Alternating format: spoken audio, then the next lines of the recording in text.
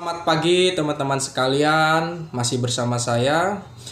Kita akan membahas tentang dunia politik, skandal, dan juga dunia korupsi. Jadi kejahatan yang dilakukan oleh mereka yang memiliki jabatan sebagai pejabat publik itu dikenal dengan kejahatan kerah putih gitu kan, atau disebut dengan white collar crime.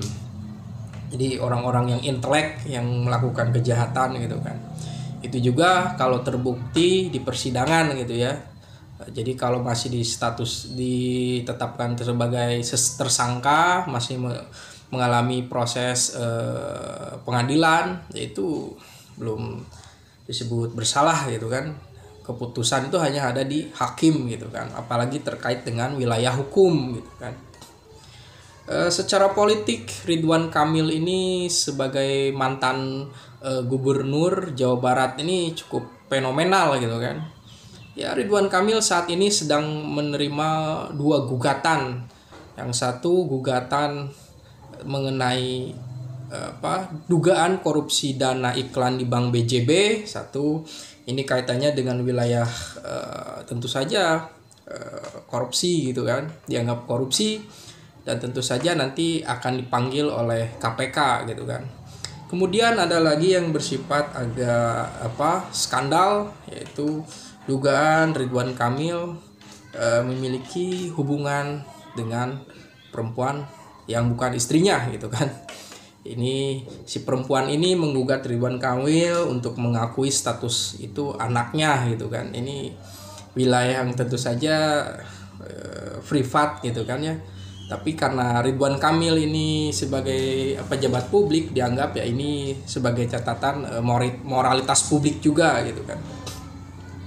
Jadi memang dana iklan di Bank BJB ini memiliki besaran yang luar biasa sehingga KPK menggeledah rumah Ridwan Kamil dan menemukan deposito dengan jumlah uang 70 miliar ya.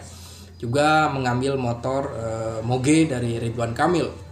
Nah, ya tentu saja hal ini menjadi sangat mengagetkan warga Jawa Barat. Jadi seorang politisi dihantam oleh dua kasus, satu kasus skandal dan satu lagi kasus korupsi gitu kan. Dan ini bersamaan sangat sistematis. Tentu saja ini kaitannya dengan etika pejabat publik gitu kan.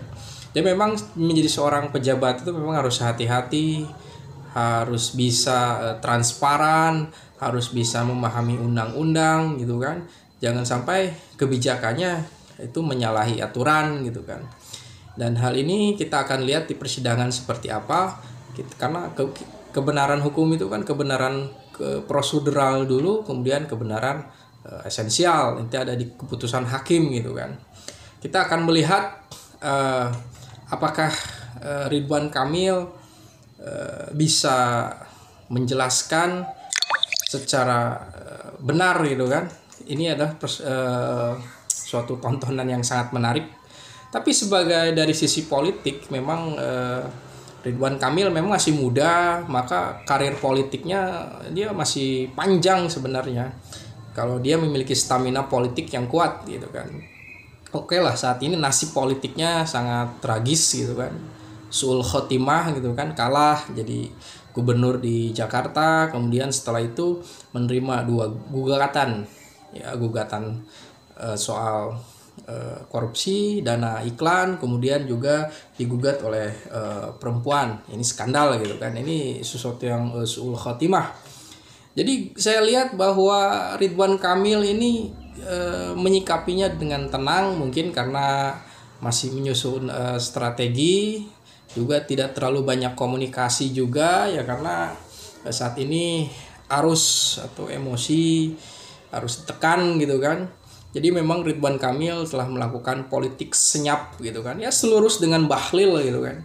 Ya Ridwan Kamil ini kan tentu saja pasti akan meminta saran dari para politisi senior di Golkar gitu kan. Ini partai Golkar ini kan berisi orang-orang politisi senior gitu kan, yang pernah punya pengalaman tentang hukum, tentang menyikapi persoalan yang menyangkut persoalan hukum gitu kan.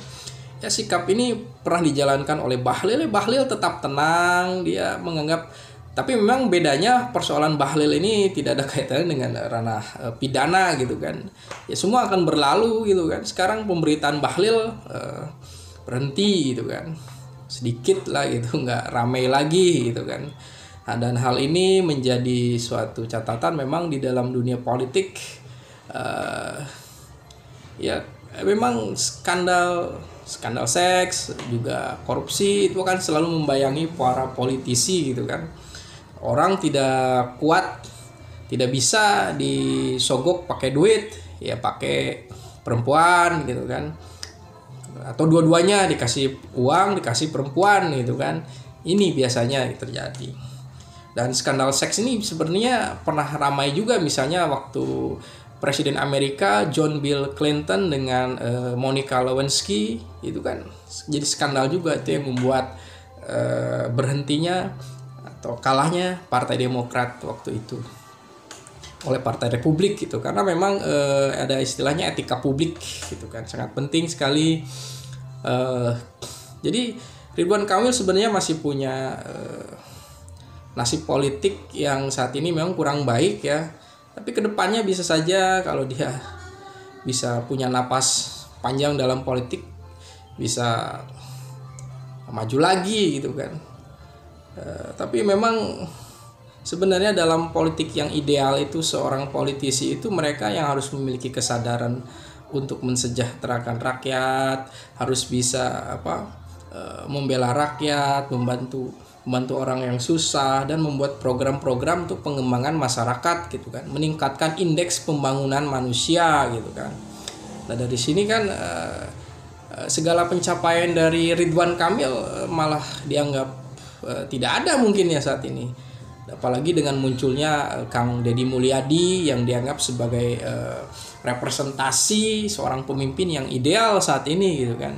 Apa yang dilakukan oleh Deddy Mulyadi tidak terlalu ideal gitu kan, tapi masyarakat melihat itu suatu bentuk kerja keras. Jadi suatu kerja keras, berani melawan aturan itu adalah sistem yang kaku. Ini dianggap seorang pemimpin yang ideal gitu kan, ya dekat dengan masyarakat, populis gitu kan, turun ke lapangan. Ini kan suatu yang menjadi catatan baru gitu.